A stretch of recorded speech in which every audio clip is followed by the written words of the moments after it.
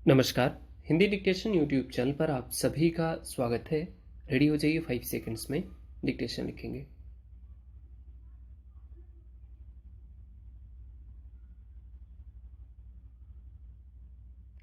पिछले 3 दिनों की बरसात में पहाड़ों से लेकर मैदानी इलाकों तक उत्तर भारत में हुई तबाही भविष्य के लिए बड़ी चेतावनी है।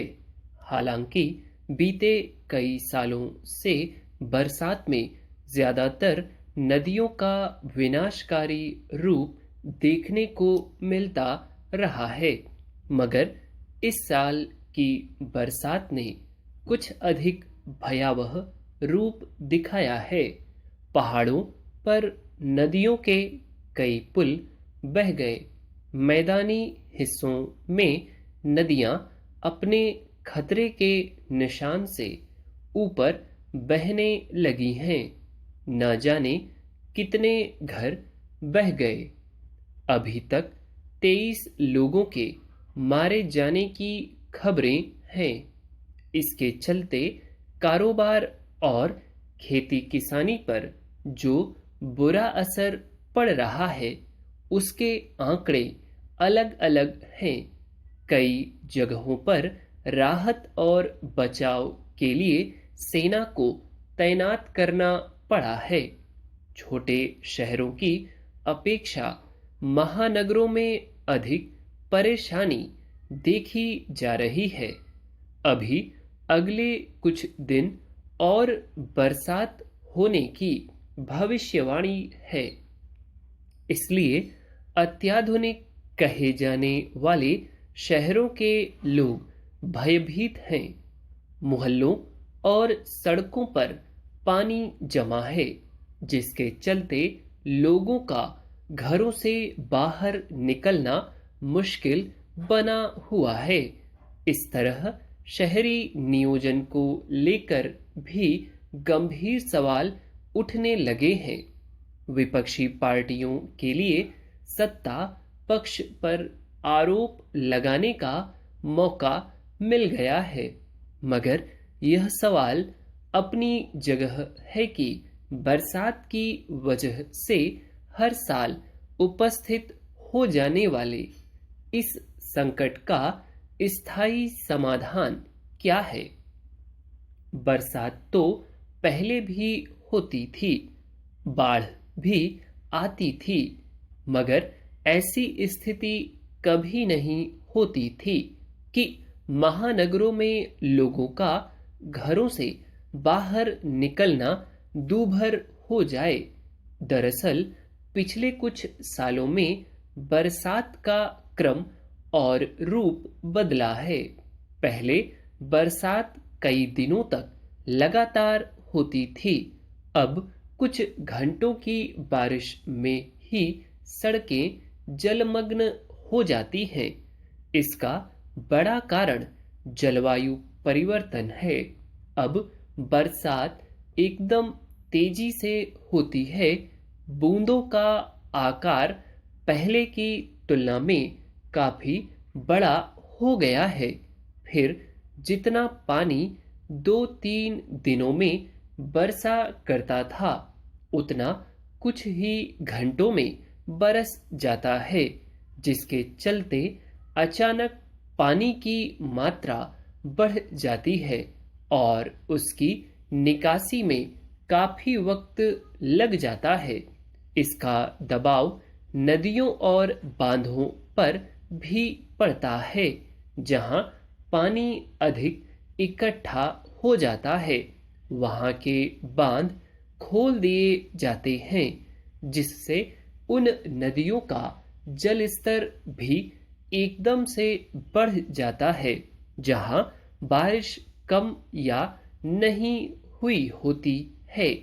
जलवायु परिवर्तन का एक असर यह भी हुआ है कि कहीं तो खूब पानी बरस जाता है और कहीं सूखा होता है। इस तरह जिन इलाकों में बारिश नहीं होती, वहां भी बाढ़ की स्थिति पैदा हो जाती है।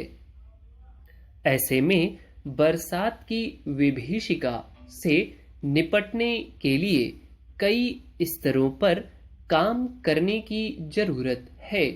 आज भी शहरों की जल निकासी व्यवस्था दशकों पहले की बरसात के अनुरूप है, जबकि अब की बरसात बिल्कुल अलग है।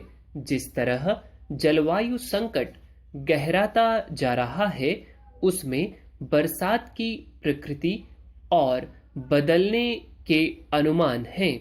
ऐसे में शहरों की जल निकासी व्यवस्था को बदलने, जल निकासी के स्रोतों पर कब्जा करने की प्रवृत्ति पर रोक लगाने और नदियों की जल संग्रहण क्षमता को बढ़ाने के उपायों पर सोचना होगा। इसी के समांतर जलवायु परिवर्तन के कारकों पर विराम लगाने की दिशा में गंभीरता से काम करना होगा। मगर जिस तरह कार्बन उत्सर्जन में कमी लाने और कचरा प्रबंधन आदि के मामले में लापरवाही भरा रवैया नजर आता है, उसे देखते हुए बहुत उम्मीद नहीं जगती। आमतौर पर कोई महिला अगर अपनी पसंद के खेल के मैदान में पहुंच पाती है, तो इसके लिए उसे समाज में मौजूद पूर्वाग्रहों, भेदभाव और कई स्तरों पर मौजूद चुनौतियों की दीवार को पार करना पड़ता है। खेलों को महिला सशक्तिकरण का एक बेहतर जरिया भी माना जाता है, लेकिन इससे बड़ी विडंबना और क्या होगी कि अपनी प्रतिभा से समाज और देश के लिए उपलब्धियां हासिल करने हौसला रखने वाली महिलाओं को भी खेलों के आयोजन से जुड़े तंत्र में कई बार लैंगिक भेदभाव, हिंसा, शोषण और प्रताड़ना का सामना करना पड़ता है। मुश्किल यह है कि इस तरह के आपराधिक बर्ताव का शिकार होने वाली महिलाओं के सामने कोई ऐसा संवेदनशील तंत्र नहीं होता जहां वे अपनी शिकायत दर्ज करा सकें और उस पर उतनी ही सजगता से कार्रवाई भी हो। यही वजह है कि सुप्रीम कोर्ट की न्यायाधीश न्यायमूर्ति हिमा कोहली ने खेल के क्षेत्र में लैंगिक दुर्व्यवहार से निपटने के लिए एक मजबूत तंत्र की जरूरत पर जोर दिया है। उन्होंने खेलों के जरिए महिला सशक्तिकरण को बढ़ावा देने के लिए नीतिगत सुधार की बात करते हुए कहा कि खेल के क्षेत्र में लैंगिक हिंसा, भेदभाव और प्रताड़ना से निपटने के लिए तंत्र स्थापित करने के मकसद से नीतियां बनाई जानी चाहिए। अपने सपनों को नई ऊंचाई देने का हौसला लेकर कोई महिला किसी खेल में राज्य और राष्ट्रीय स्तर पर निर्धारित कई चरणों को पार करने के बाद ही किसी खेल प्रतियोगिता में अपनी जगह बना पाती है। मगर अफसोसनाक है कि खेलों की दुनिया के भीतर मौजूद विषमता, महिलाओं के प्रतिनिधित्व का अभाव और तंत्र में असंतुलन की वजह से उनके साथ दुर्व्यवहार होता है और इसका नकारात्मक असर उनके समूचे व्यक्तित्व पर पड़ता है। सवाल है कि राष्ट्रीय और अंतर्राष्ट्रीय स्तर पर खेलों के आयोजन से जुड़े तंत्र में अब तक ऐसी व्यवस्था क्यों नहीं बनाई जा सकी है, जो महिला खिलाड़ियों के खिलाफ भेदभाव, शोषण और प्रताड़ना जैसे मसलों पर उनके लिए संवेदनशील रुख अख्तियार करें, ताकि किसी भी स्तर पर खेल में उनकी क्षमता और हौसले पर नकारात्मक प्रभाव न पड़े। पिछले कुछ महीनों में राष्ट्रीय पर सुर्खियों में आए महिला पहलवानों के उत्पीड़न और शोषण के मुद्दे ने यही साबित किया कि खेलों की दुनिया में अंतर्राष्ट्रीय स्तर पर अपनी जगह बनाने और पदक जीतकर देश का नाम रोशन करने वाली खिलाड़ियों को भी ऐसे शर्मनाक हालात से गुजरना पड़ता है।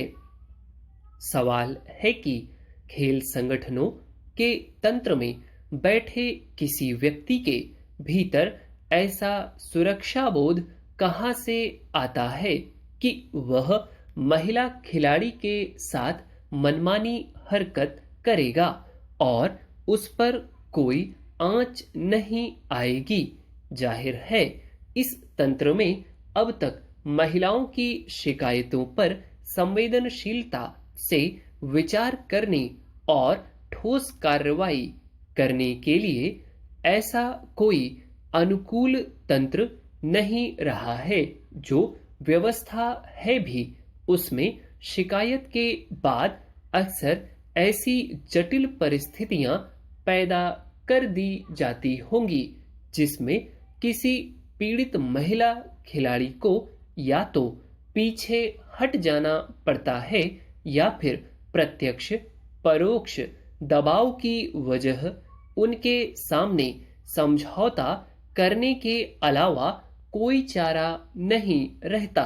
सच यह है कि अपनी क्षमताओं और हौसले के जरिए कई महिलाएं अलग अलग खेलों की दुनिया में अपनी जगह बनाने की कोशिश तो करती है, मगर वहां भी उन्हें कई बार समाज में महिलाओं को लेकर मौजूदा धारणाओं, दुराग्रहों, दुर्व्यवहार आदि का शिकार होना पड़ जाता है।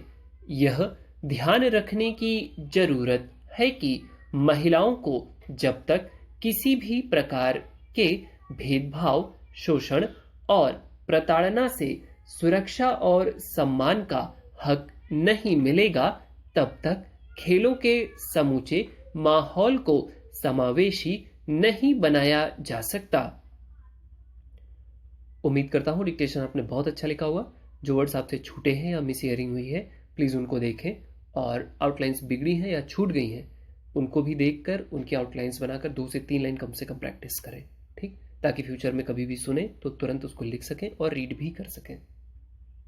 वीडियो अच्छी लगी हो तो लाइक करें और अपने फ्रेंड्स के साथ शेयर अवश्य कर दें। चैनल को अभी तक सब्सक्राइब ना किया हो तो उसे भी कर लें। That's all, thank you.